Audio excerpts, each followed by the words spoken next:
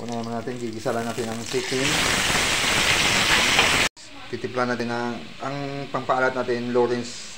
Pati ito ang gamitin natin panimpla. Yan, lagyan natin ang paminta guys. Black pepper, pamintang durog. Lagyan natin yung gata.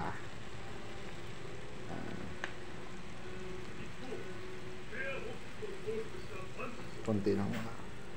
Lagyan natin yung carrots saka patatas.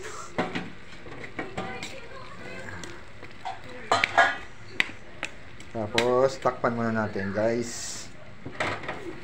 So ilalagay natin yung pang chicken curry powder.